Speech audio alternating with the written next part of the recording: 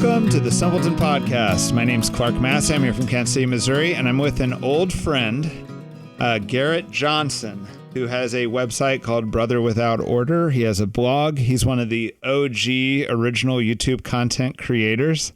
And are you still publishing on YouTube, Garrett? Yeah, I publish one video a month. All right. But you used to be way more prolific than that. Is that right? Way more prolific, like sometimes 3 or 4 videos a day. So I've stepped back from believing everything I think needs to be heard. And when did you first come in contact with Simple House?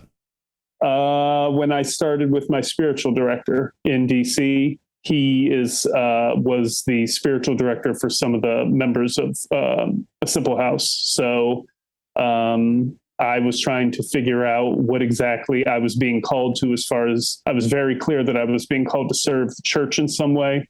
And he was trying to help me figure that out. So he recommended that I stop over and speak to Ryan and Laura, which I did. And am I right in thinking that's over 10 years ago now? Yes, that is correct. Wow. Hey all, Ben here, editor and producer of the Simpleton Podcast. Before we get too far into this episode with Garrett Johnson, Brother Without Order, I have just a couple quick notes. First, in this episode, there is a little bit of explicit content, a little bit of sexual content. It's not super descriptive, but I'd give it like a PG-13 rating in case you're listening with children or those who might be sensitive to that kind of material nearby. Just want to make you aware. And second, in this episode, Clark and Garrett talk a lot about courage. For context, Courage is a Catholic apostolate, so like a group within the Catholic Church that is fully in line with the church. It's a great community. Garrett will tell you all about it. But it counsels and supports men and women with same-sex attraction. That's the context you need to know. Hope you love this episode as much as I do. This is one of my favorites. All right. Now, the reason why we have you on the podcast is because of your work with an organization called Courage and your work with Brother Without Order. In order to get into that, I want to kind of like give people a sense of your story, like what your history is, how you came into the church, and then I want to kind of get all the way up to the present day. Okay. So how would you say, before you became Catholic, where were you at in life? Well, I was born into, my mother's was Catholic, is Catholic. My father is, I would say, now agnostic. At the time, I would say he was more of an atheist. So we went to church every Sunday, on Christmas, on Easter, but I don't really remember there being any real practice of a faith in my house. I don't ever remember seeing a Bible. My mother did remind me recently that evidently we used to all pray together sometimes, which I have absolutely zero memory of, which probably is due to the way I lived my life during my 20s and 30s. But so we did that. It didn't really have much meaning to me that I remember. Then in middle school, I was sent to a Christian school. I believe it was a evangelical school. I was pretty quickly told there that I was going to hell because I was Catholic and Catholics worship statues and all the other things that we sometimes hear from people that are of other Christian backgrounds. And I was there 8 hours a day. So I got more of that than I got of Catholicism. I was also being teased throughout my, basically it started in kindergarten all the way through school for being gay.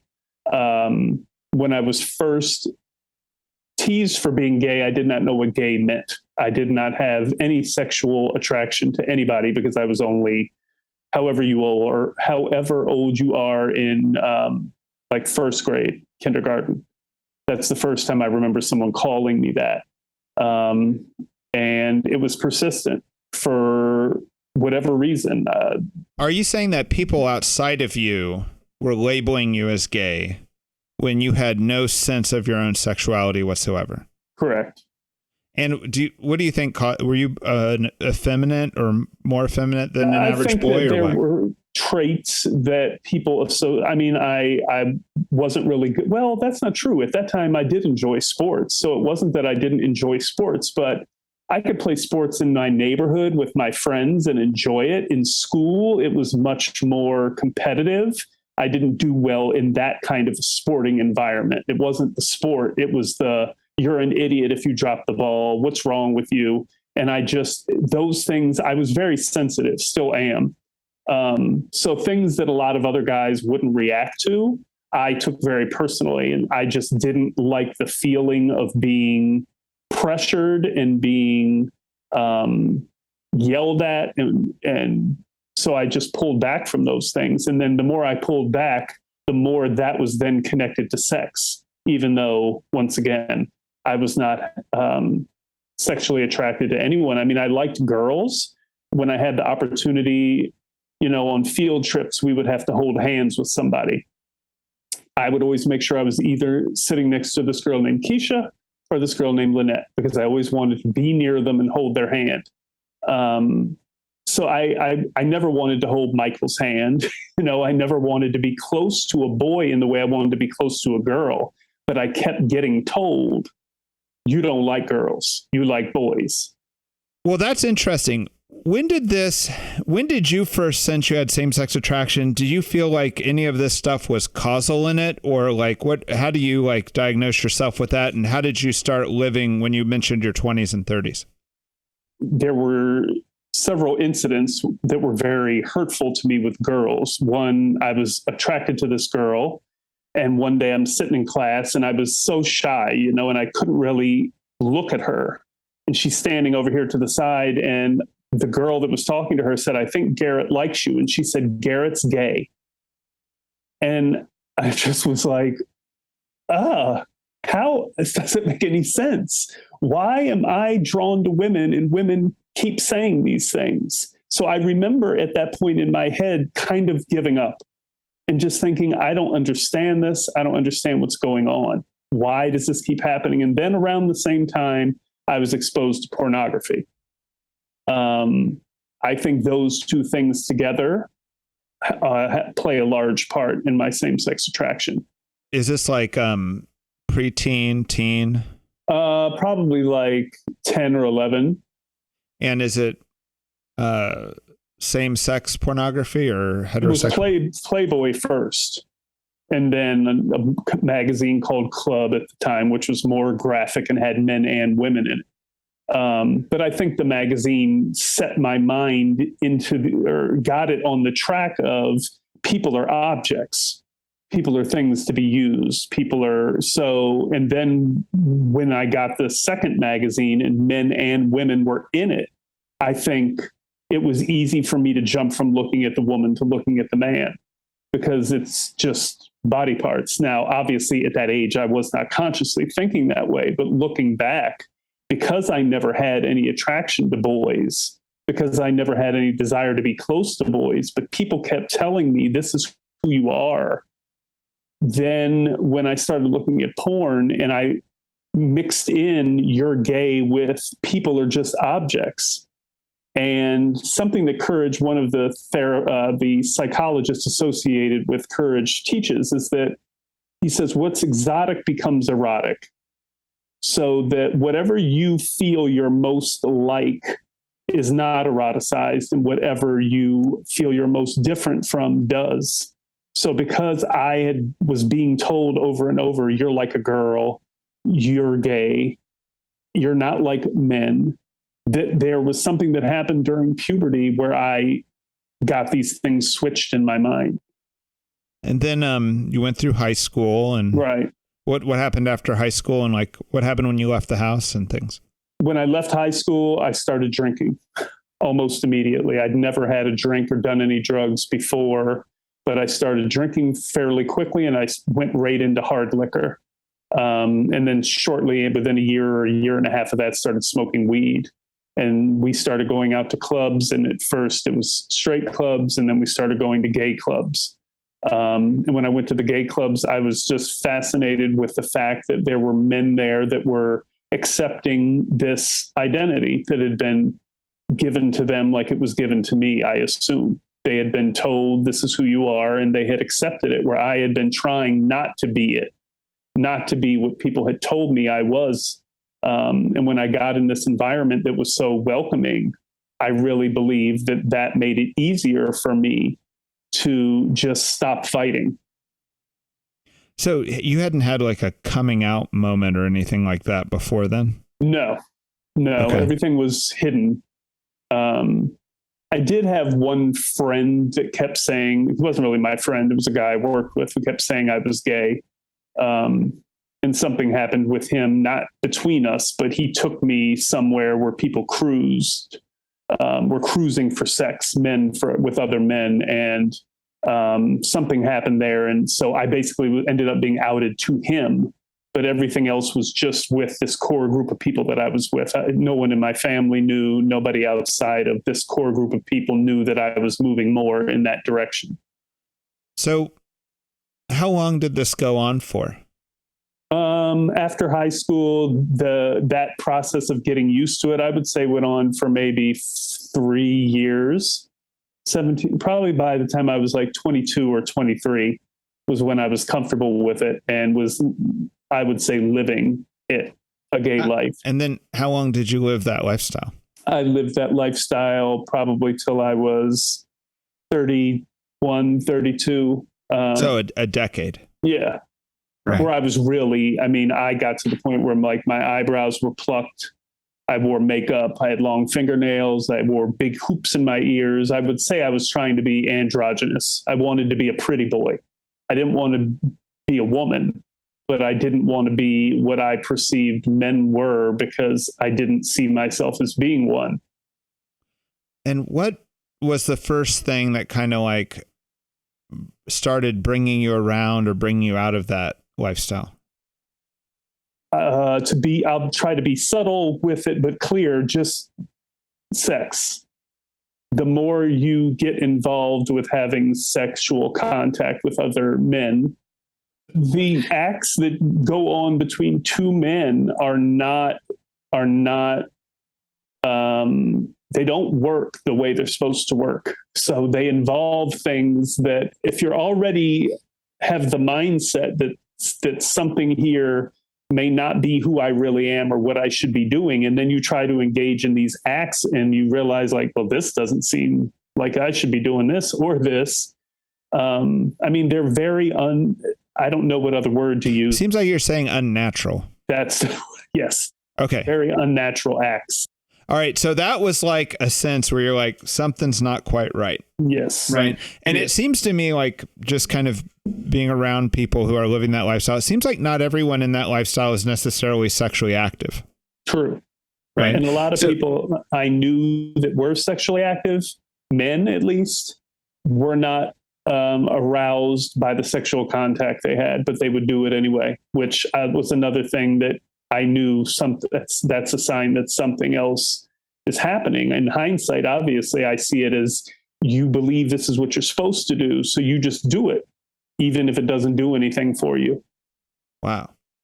That's kind of crazy on the way you described your kind of childhood. It kind of is almost like there was this social whirlpool that you got sucked into. It's like they all were kind of like sending you these signals and you were kind of emotionally shy or vulnerable or what.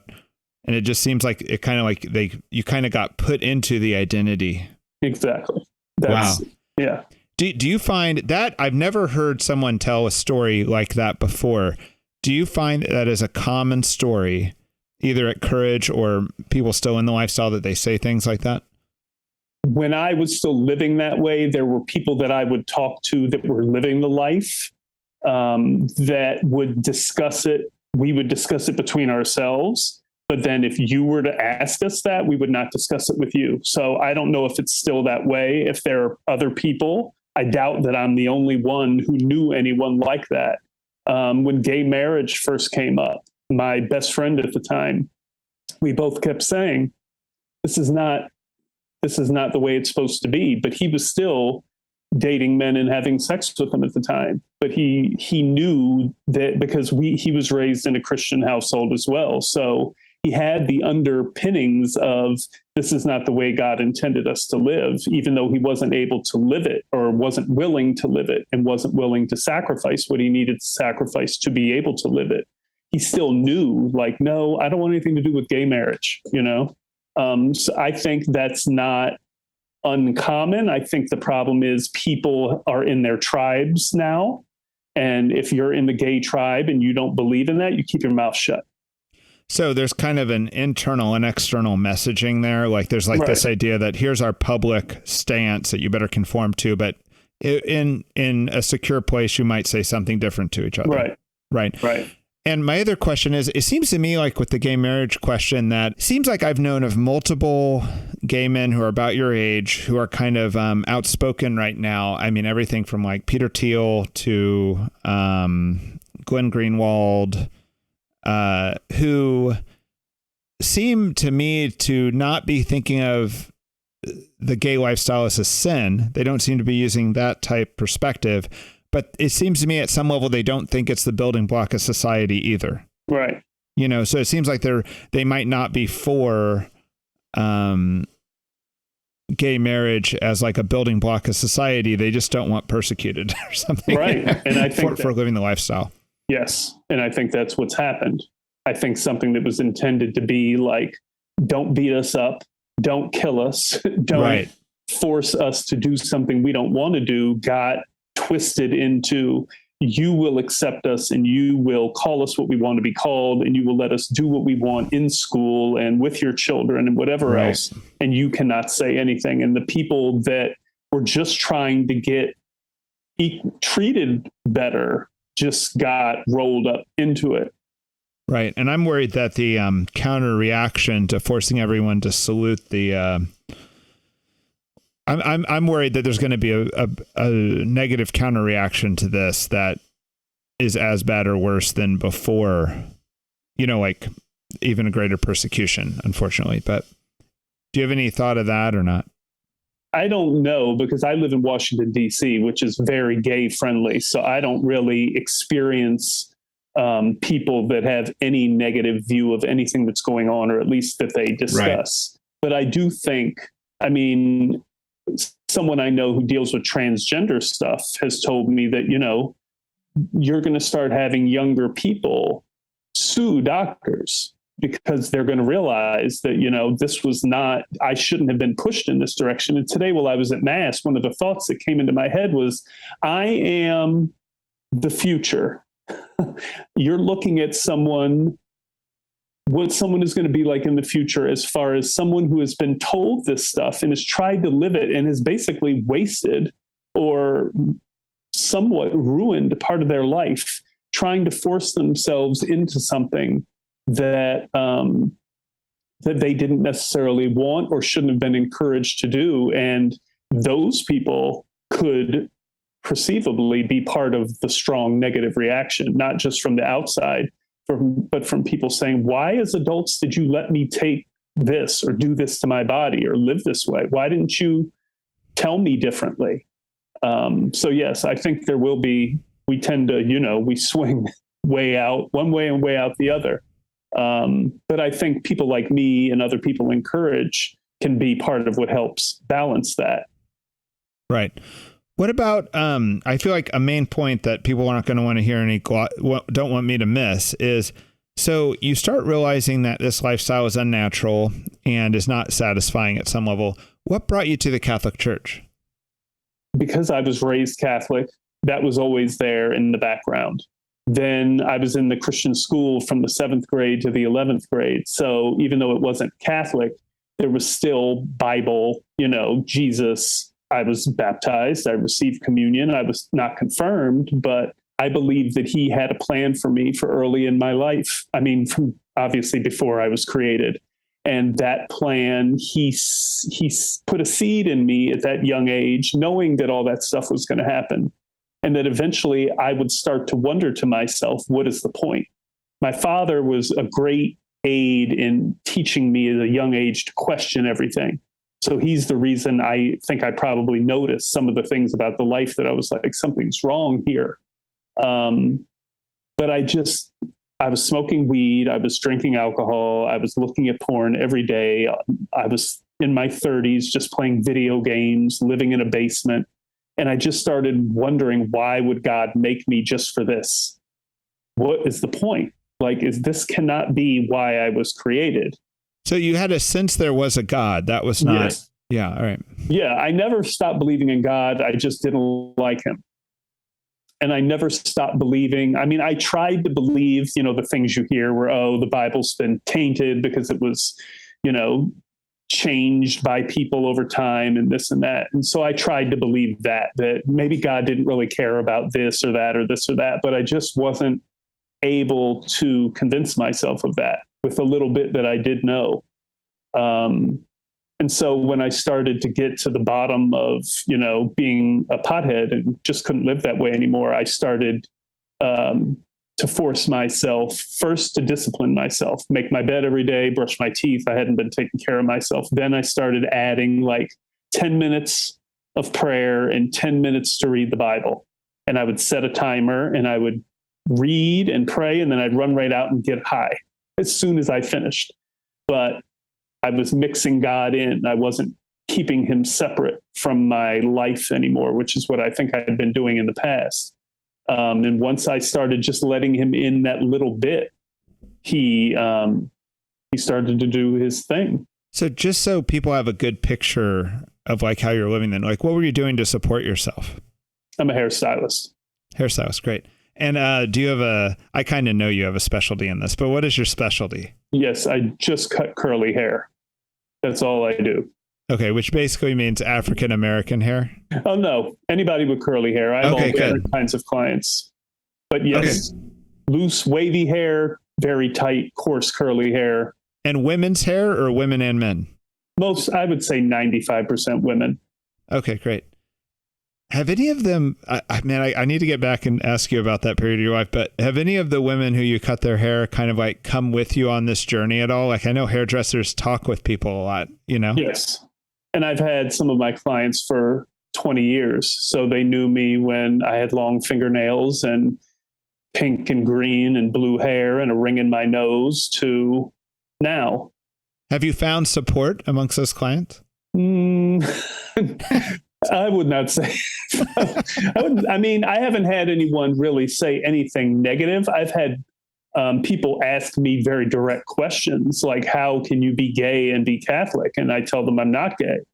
And they find that very disturbing because they think that's denying who I am. And then I explain to them, it's not who I am. It's almost like when they first met you, these long-term clients, you were a very eccentric person. Yes. Eccentric, yes. And now you're also a very eccentric person. Right. You're just kind of a different... In a way that they don't prefer. But in a way, like 20 years ago, that was not as socially acceptable as it is today. Right. And today, you're also even less socially acceptable the way you're eccentric. It's like I've ridden a wave of unacceptability, just transitioning from one form to another. Right. Okay. Well, what would so there's two kind of stereotypes of Catholics. Like one would be that if they met you in this period of your life where you're getting high and living the lifestyle and playing a lot of video games, one stereotype is they would be like, I accept you. You're great. God loves you and keep on keeping on. Right. And another stereotype would be that they judge you fairly severely. Right. What was or what would have been the right witness for you at that moment? How could people have helped you? I think a combination of those two. I mean, at the time that I was changing, when I was getting off drugs and seeing things differently, my mother came back to the church. And I don't think that was a coincidence that God brought her back first, because then she had an inroads with me because of my relationship with her, that I would not have listened to other people say the things to me that she said to me. And she was very gentle. She never told me. I mean, she didn't really have a good understanding of the church's teaching on same-sex attraction, but she came to understand it, and she came to lead me slowly and gently into understanding what the church taught. So it was a combination of accepting me the way I was at the time and also telling me the truth. And that seems to be a very difficult mix for most people. They either, like you said, fall into one camp where nothing matters, you're fine the way you are, just keep doing what you're doing, or you're going to burn in hell and stay away from me. But my mom loves me, obviously. And so she was able to show me things in a way. And she didn't show me everything. I mean, she just led me to certain people that showed me things that she didn't know they would show me, like listening to Scott Hahn or listening to whoever. She would send me different homilies. And then I would go and look that person up, and then they'd end up saying something about same-sex attraction. I mean, one of the things that helped me most was just the idea that I'm not my feelings, that I'm not defined by my attractions, which was something I'd always felt. So that idea that, yes, you have the attraction, yes, you have the feelings, but that doesn't change who you are. That understanding makes someone able to love you and try to lead you to something better. Most of the Catholics that I encountered, I was fine. I didn't ever have anyone say, the only people that were ever critical of me were people from my Christian school background. They never said I was going to hell, but they were very bothered or disturbed by the fact that I was living a gay life. Do you feel like the Catholics that you were interacting with were too accepting? Yes. Yeah. Okay. So they did kind of err on that. Yes. But I also don't know. I can't say that at the time, if they hadn't been that way, would I have listened to them? Okay. So you're not sure. I'm not sure. Too accepting. Yeah. I mean, I would like to think that I would have responded well to the truth in love, but I also know how aggressively sure I was of my own understanding of things, and I don't know that anyone could have talked me out of that. How long did this process go on until you would have called yourself a practicing Catholic? And also, at what point in this process would you have become into start affiliating with groups like Courage or some other like ministry in the church directly dealing with same-sex attraction? From the time I stopped smoking, I quit smoking 11 years ago. When I first quit smoking, I was not back in the Catholic Church, but I was in the process of trying to figure things out. And my mother asked me at one point, will you let me send you things about the church rather than you listening to people on YouTube tell you what the church thinks? And I agreed to that. And one of the most helpful things to me was The Journey Home, that TV show on EWTN, listening to people who I could tell believed what I used to believe, that were obviously more educated than me in that area.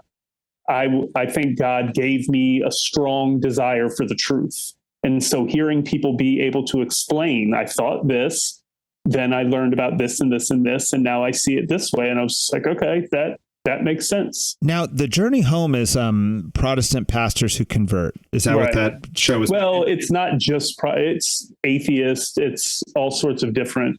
That's the main focus. But it's not just conversion, right? Isn't it people who like had to leave a job or had to like really change their lifestyle dramatically due to the conversion? In some ways, yes, because sometimes they have like pastors and people like that who had to completely give everything up. Right. To be able to become Catholic and lose their friends and lose their, people turning their back on them because now they're part of this church. I feel like that's similar to your situation. Yeah. It's not like you were a pastor, but you're going to have to leave everything behind if you accept this truth. Yes. And that's what, there was a point where I said something to my mother about the Bible, and she said, why don't you get a Bible? And I literally started crying. And she asked me why I was crying. And I said, because if I read it, I can't not live it. And I don't want to live it. She was like, okay, that's fine.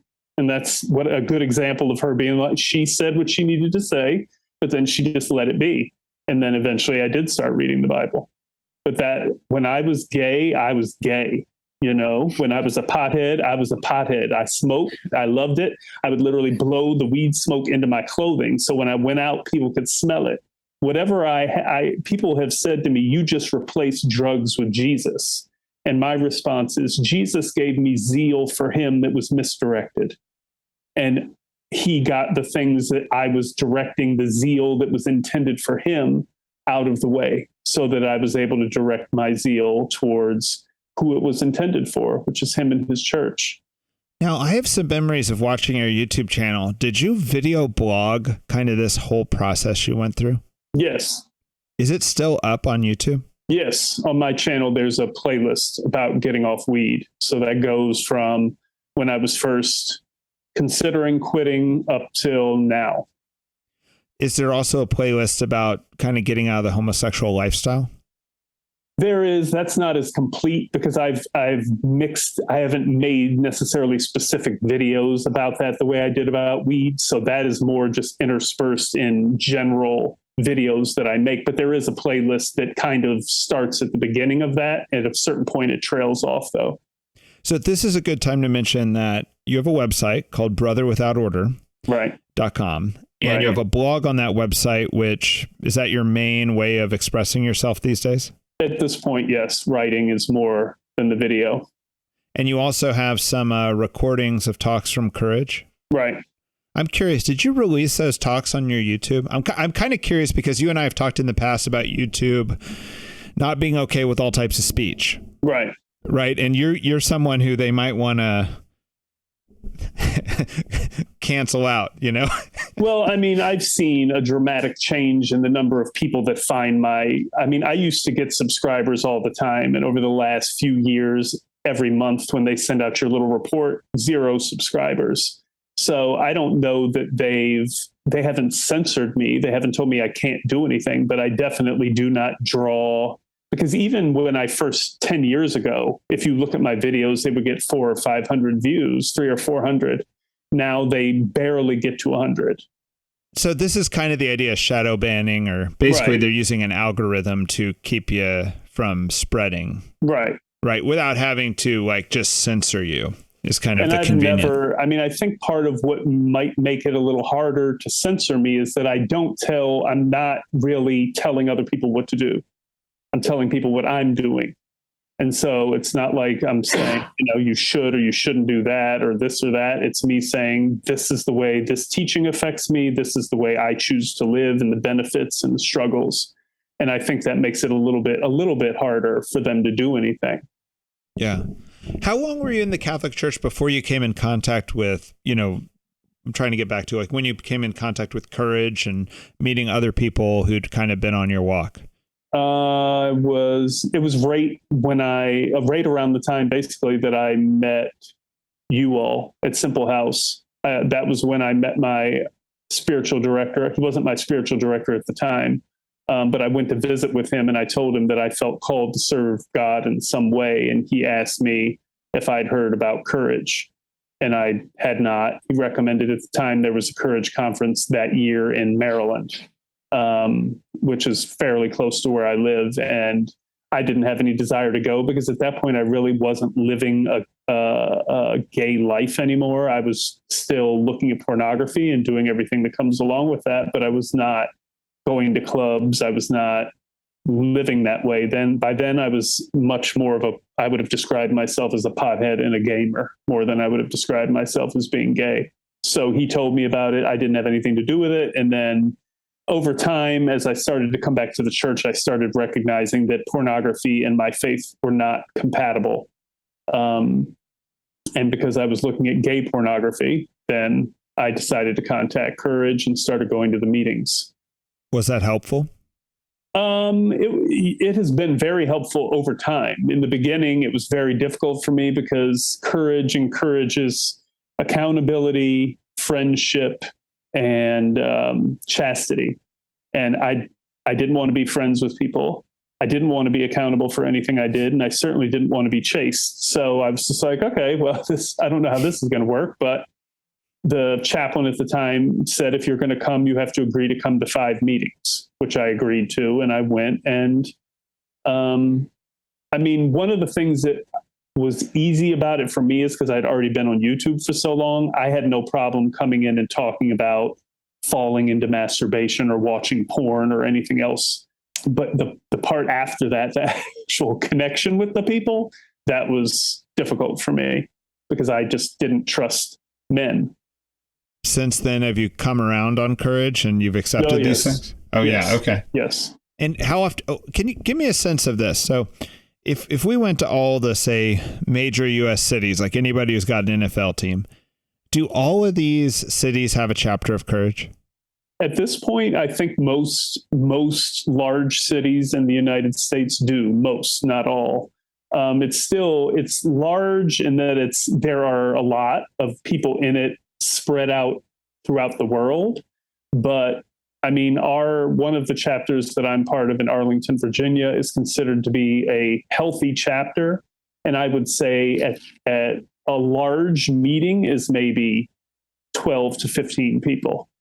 A small meeting could be 2 or 3 people. An average meeting is maybe 8. And is there anything about Courage that's like, I want to ask 2 questions. One is like, how often do you meet? And then the other one is it kind of like a 12-step program, like an AA type thing, or is it very different? The meetings, we're very blessed in this area, in the DC, Virginia, Maryland area, because we have a meeting in Baltimore, a meeting in Washington, and 2 meetings in Arlington. The Arlington meetings, one of them is every week, and then Baltimore and Washington are on another day every week. So it's very unusual to have an opportunity to go to 2 meetings a week in the same area. Most places, it ranges from one meeting a week to 1 meeting a month. It just depends on, I mean, if you're in a large city, but people are coming from all around it. I mean, some people I know drive for 2 hours, 3 hours to get to a meeting. They can't do that every week. So then in those areas, sometimes the meetings are a little less frequent. It's also difficult to find priests who have the time and agree with the teachings of the church. I think there are a lot of priests who believe what the world says, which is this is our identity. So some can see Courage as being something that's encouraging us to deny who we are, which is why Courage, when new chapters are starting, usually our executive director, Father Bochansky, will go to that area and try to find a member to go with him to give their testimony so that the priests understand what Courage is really about, that it's not about necessarily reparative therapy or trying to change people. It's about living a chaste life. I don't want to scandalize anyone, but just as a matter of fact, I think everyone has to know that there are some priests who struggle with same-sex attraction, right? Right. Have you found that some of the priests that help Courage are people who also are struggling like this, or do they tend to just be heterosexual priests who have a heart for this type of ministry? I think that's the majority. I think there are the priests that are struggling with it would be helped by the apostolate. I don't think they would be leading meetings necessarily. I mean, as far as I know, that's the way. I've never been told that, but that would be what I would expect. Are priests the ones leading the meetings, or Yes. Are you guys leading the meetings? I mean, I know that in some areas, because the priests cannot always be at the meetings, that there are sometimes lay people who lead them, but ideally it's the priests that lead the meetings. I know that there's a parallel group to Alcoholics Anonymous called like Sexaholics Anonymous, and they have something called the White Book instead of the Blue Book or what. Is this in any way a 12-step program at Courage? And does it have any affiliation or contact with Sexaholics Anonymous? There are 12 steps associated with it in the community, in the groups that I'm part of in this area. We do not focus on that. And the reason that I've been told the reason they do that is because everybody is not struggling with addiction. So they don't want to turn this into something that you can only be here if this is what you're dealing with. So they have these steps if you need them, but it's not the focus of the meeting or the group. And there is no direct affiliation with Sexaholics Anonymous, though they do encourage people who need those kinds of meetings to go to them. Garrett, when you get to speak at Courage events, what's your main message? Right. I also know you're working on a book, right? Like when you're writing your book, what is the main message you're trying to get out that you feel like that we most need to hear or most don't understand? That what we hear impacts who we become. There's this idea that has come from where I'm not sure, that we are what we are, and that words and what we're told don't matter, which is strange because we don't believe that when it comes to Black people or to women or to other groups. We make sure that we are careful with those groups, how we refer to them, and what we show them in relation to who they can be, because we know that can affect who they become, and it can limit their understanding of who they can be. But for some reason with sexuality, we think we can just expose children to everything and anything, and they'll still turn out to be healthy, balanced people. And it's not true. And I believe that I was steered off the path that God had for me by people who in some cases were well-intentioned and in other cases were not, onto a path that led me into dealing with something and living with something that I didn't want and I thought I had no choice about. And that's what matters most to me, is that I make sure that people know that what they say and do to children can affect them negatively, and that children need to know that your feelings do not determine who you are. That if you give children a firm understanding of the truth as far as their sexual identity, that they're either a man or a woman, then when they feel something outside of that, they can compare themselves to what they know is true and then try to figure it out. But when you don't give them that base understanding of who they are, that you are a boy, you are a girl, then everything, your foundation is like fluid, and you're just unstable and you wobble from thing to thing, and you're constantly trying to figure things out. And it just completely, it can destroy your life. Thanks be to God that he preserved me. And I believe he preserved me for this reason. He preserved me out of his deep love for me, but he wants me and other people like me, I believe, who know better, to speak up and not just let this thing roll over and destroy people. Do you feel like the ministry of the church and your personal ministry is to be available so that if someone comes to a Courage meeting or someone expresses interest in Catholicism and they're struggling with same-sex attraction, that you're there? Or do you actually, are you still a hairstylist on DuPont Circle? Yes. All right. Do you mention it to people? Do you I guess an evangelization of some way, or just kind of some way signal to people that they should, that this Catholic path is available? It depends on the person. Like I have one client that I felt like I should share with him how the relationship with my mother has changed, from how she coddled me and basically treated me like a friend when I was younger. And then now that I'm older, we have a more proper relationship where she can be a grown mother to me and say certain things to me that need to be said. He was able to hear that and say, I've experienced that with my mother, and that's something I would really like to try to work on. I have a sense that he probably experiences same-sex attraction, but I would not have brought it up to him that way. But I'm still helping him deal with what may be one of the roots of his attraction, without necessarily directly addressing the attraction itself. I know there's a lot of mothers who listen to our podcast, and hearing you say that might alarm them. Mm-hmm. Help us understand what you think is like a healthy mother disposition, and then the thing that you're pointing at that actually could be a root cause of this type of disorder.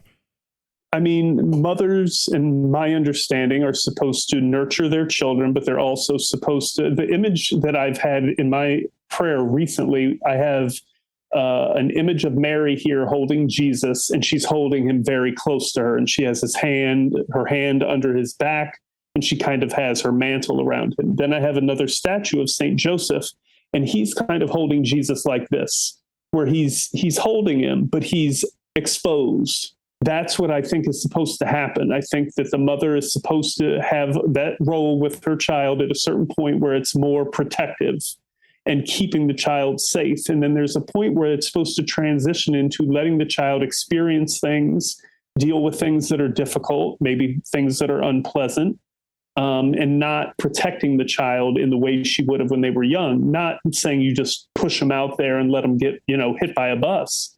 But my mother always took me out of things that I was uncomfortable with. I was not made to just deal with it. And my father told her at a certain point that Garrett's going to have problems as he gets older if you don't let him deal with it. If he says he's going to learn to play the piano and he decides he doesn't like it, he needs to finish it, you know? Do you remember your dad saying that, or is that something you heard later on when talking to your parents? Well, because what happened is I went to my mother after a session in therapy and I said, I just have a general question for you. And she said, what? And I said, did you ever make me finish anything as a child? And she didn't say anything. And I said, hello. And she started crying. And I said, why are you crying? And she said what I just said. She said, your father used to tell me if I didn't stop taking you out of everything, you were going to have problems. And now here you are telling me exactly what he said. And I said, I'm not blaming you and I'm not mad at you, but I need to know that I'm not a bum, that it's not that I just was born unable to deal with things. It's that I was not taught to, and that's fine. Now I have to fix that. So don't feel guilty. Guilty doesn't do you any good, but it helped that at least she acknowledged her mistake. And we all make mistakes. No one is saying that everything that happens, the way we're raised makes us gay. I'm not saying that, at least. I'm very aware that my brother and I were raised in the same house by the same parents, and my brother has a wife and 2 children. I had certain sensitivities. There were certain things going on at school. There were certain things I was exposed to. All of that helps form you. What do you think about this kind of thing that, if I was to place it in time, was maybe 10, 12 years ago when there was like kind of this big push to say born that way? You know, it seemed like it was a song, it was memes, right. It was people posting on social media. Here's proof that I was born that way. Right. Which never came to be. There was no proof of that. Right. What it comes down to is people don't remember themselves being any different. And what I've said to people is if I'm 8 months old and my arm is broken and it heals, and for the rest of my life, my arm is bent in the wrong direction, it doesn't mean I was born that way. I just don't remember what made it bend the wrong way. It's the same thing with us. There are all sorts of things that if you're interested in reading about it and you want to go to the Courage website or Truth and Love website, there are things that from a psychological perspective explain certain things that happen when we're very young that they think may play some role in this. They don't know for sure. Do you think a certain that there could be different things that cause, you know, the same-sex attraction, that a certain fraction of the population might be born that way? Well, I don't know. I mean, obviously, you think it's improbable? I think it's improbable that God would have us born a certain way that would, but see, that's difficult because because we have a draw to something that is sinful doesn't mean that God gave it to us. Right. And there could be genetic links to depression or all types of things that are hard things to deal with as a God-loving person. Well, yeah. And I've told people, and this is not necessarily something that people like to hear, but I mean, just from my own experience, if you know people with same-sex attraction, if you know people that like I did when I was in the gay life, that think they're in the wrong body, that think they're supposed to be a man or woman, when you talk to these people, talk to my people, there's always lots of other problems. Lots. So the idea that if you could just get rid of the same-sex attraction, you would not have other problems.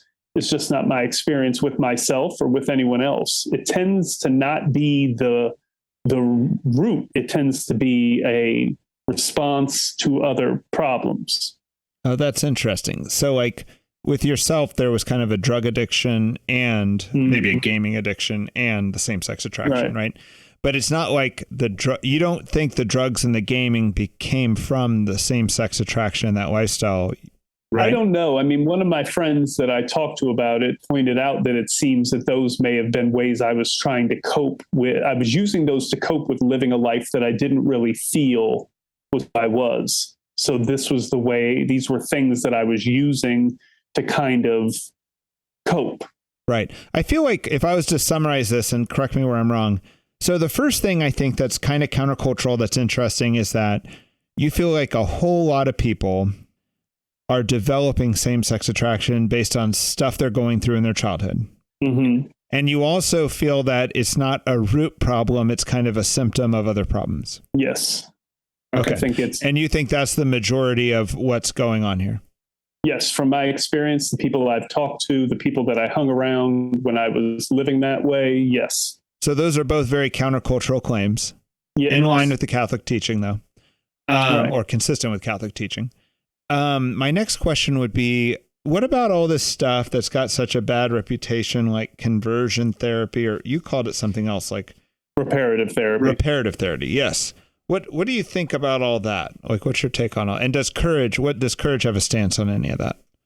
Courage does not encourage it or discourage it. It's not part of what Courage is there to help us live chaste lives and to grow closer to Christ. And that's what they focus on. Therapy is reparative. I don't know why there's a problem with the idea of reparative therapy, because no one goes to therapy except because they feel there's something that needs to be repaired.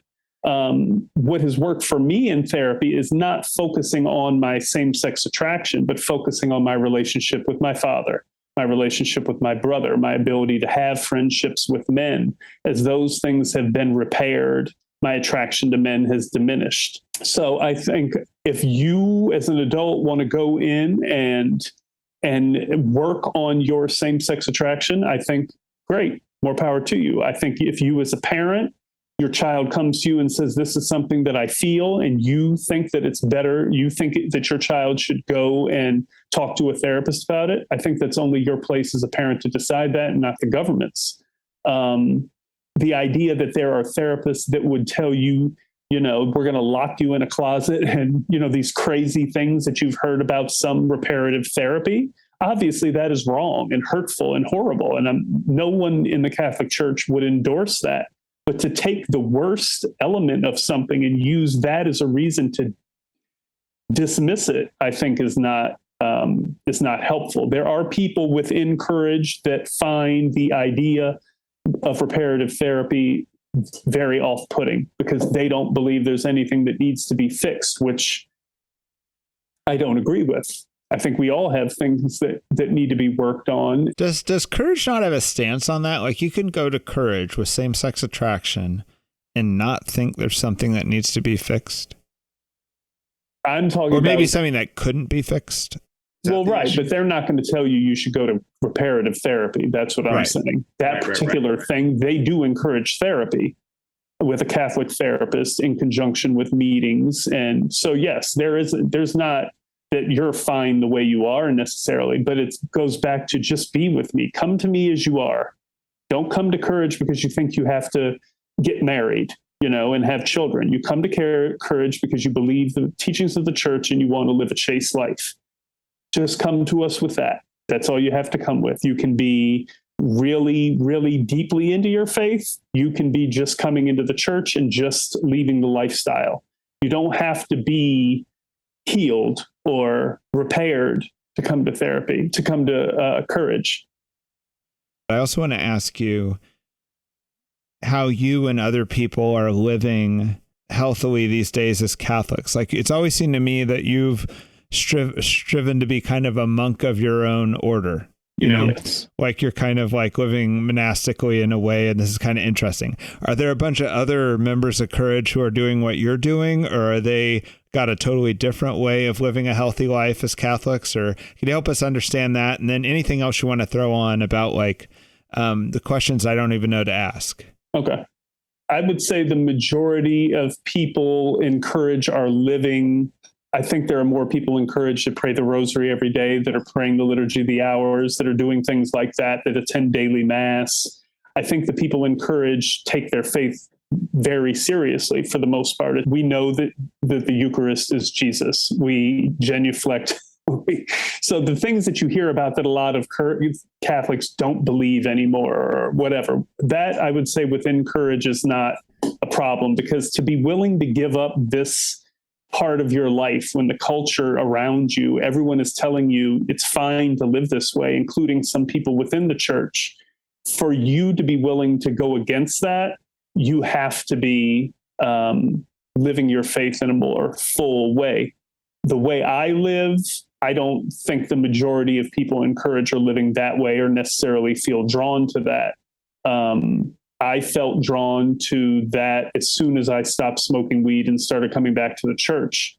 And I went down all different paths of trying to, discern if I was called to the priesthood or if I was called to live in actual, religious community and being a Franciscan or something like that. And those didn't work out. And I just discerned over time that Jesus wants to be as close to me as he can possibly be, and me to be as close to him as I can be. And one of the verses in the Liturgy of the Hours that has always caught my attention is, I can't remember if it's one of the prophets. It says, "Stand on the path and look to the ancient ways." And I always interpreted that to mean, look at what people did in the past, the people that were closest to me as far as the saints that the church has elevated. That's the way to do your small part. I understand that it's Jesus that's going to transform me and heal me and do all these things, but my mortifications are my way of saying yes to the work he's doing in me and moving things out of the way so he can take up more space in my heart. That's why I live the way I do. And my housemate that I live with is another member of Courage. He's somewhat drawn in that direction, though I'm 50. Because I'm a hairdresser, I have a lot of control over my schedule. So I'm able to stop and pray throughout the day. I'm able to do certain things that a lot of other people just can't do and work. So I think God has put me in a special position because he wants this for me. So at least in like male spaces, the male barbershop is kind of a counseling place. Do you feel like you have that ministry as a hairdresser? Somewhat. I mean, because of my obvious, I dress this way when I go to work. I wear either brown or black. I have a big cross around my neck. I obviously have a white beard. So people, when they meet me, are aware that I'm religious. That sometimes I think maybe causes people not to ask me what I think, because that's always going to be where I'm coming from. I don't put my faith aside to answer a question or something. But I am very comfortable with sharing my opinion. And my clients know that if you ask me what I think, I'm going to tell you. And that tends to be, if someone says, "What do you think about this or that?" I usually start off by saying, "Are you sure you want me to answer that?" And I would say 40% of the time that ends the conversation because they really don't want to know what I think. But I think that God gave me this personality and put me in this, led me to work in this career, this kind of a job in this neighborhood in DC, which is a very gay neighborhood in a city that is very gay, because he combined the job and the place with a bold personality. So I'm not uncomfortable with speaking up. So I think I have a ministry in that way. I think I more have a ministry to my coworkers, because they see me every day. They see me go to the back and pray with the Liturgy of the Hours. They see me carrying a rosary around. So they see, and then I can still interact with them and joke with them and act like, a relatively normal person. I mean, I don't joke about certain things. I don't get involved in certain kinds of conversations, but they see what it means to be Catholic and that I really do live what I believe. So I think I have a ministry in that way to them. What do you think about, this is a question that I know some people will want me to ask. There's situations where, a Catholic parent has a bunch of kids and one of them is either said they have same-sex attraction or the parent starts to suspect that might be coming up, right? What advice do you give that parent? I would tell them, first of all, there's courage and there's encourage. Encourage is for family members, friends, loved ones of people experiencing same-sex attraction. So I would say if they have that suspicion, the first thing I would encourage them to do is go to the website. When you go to the website, there's specific tabs, whether you're someone experiencing it, a loved one, clergy. So you click on the tab for people that are a loved one or a parent of someone. And they are very good, because they've been doing this for 30 years, I believe, at guiding you in the best way to approach your child and to have some sort of impact without, driving them away or making them pull away from you. I mean, everyone I know is different. I have a very close friend who came back to the church in part because of Father Martin, who obviously is encouraging people to accept this as their identity. Thankfully, my friend realized that was not the correct path. By the way, we're referring to James Martin, Jesuit, Right. famous kind of political social commentator. Yeah. So his way worked for my housemate. I wanted to hear the truth. I didn't want anyone telling me you're fine the way you are, because I already knew inside that this was not working for me. This is not my identity. So Father Martin for me would have had the opposite effect. So it's very difficult to say to a parent what you have to know your child. You have to know what they can handle and what they can't. And it also depends on you having a relationship with them. I mean, if you've just become an observer in your child's life, and then all of a sudden you try to swoop in and parent them if you haven't been, which is the case in some cases, that can be very difficult because they've already kind of separated from you. So you might need to start off not talking about that, but just going out and doing things together and rebuilding your connection with them before you try to start addressing those kind of issues. If you're very close with your kid, then you can be more direct with them, I would think. But it's very important for parents to live their faith. That seems to be one of the challenges. And so there's a lot of parents who don't want their kids to do certain things, but they don't have a strong faith themselves. So that's one of the most important things, is to know your faith and to draw closer to Christ through the sacraments. And then by you living your faith, you can help your child in that way. You just have to be careful that you don't bash them over the head with the truth, because it does not work. That's great. I love that as a kind of good piece of life advice. Bashing over the head with the truth is not the best strategy. No, it feels really good sometimes. It does. For the basher. But yeah, well, yes, exactly right. But yeah, my mother asked me that once in reference to my YouTube videos. She said, "Are you trying to change people's minds, or are you just trying to smash them?" And I said, "I'm just trying to smash them." She said, "Okay, well, then you're doing a good job, but you're definitely not going to convince anyone to listen to you by the way you talk to people," which I have taken her advice, thankfully, over the last 4 or 5 years. Well, that's great. Well, good to talk to you again, Garrett. Yes, good to see you as well. All right, well, that was the Simpleton Podcast. I want to thank everybody for listening, and you can find more about Garrett and his thoughts at brotherwithoutorder.com. All right, God bless.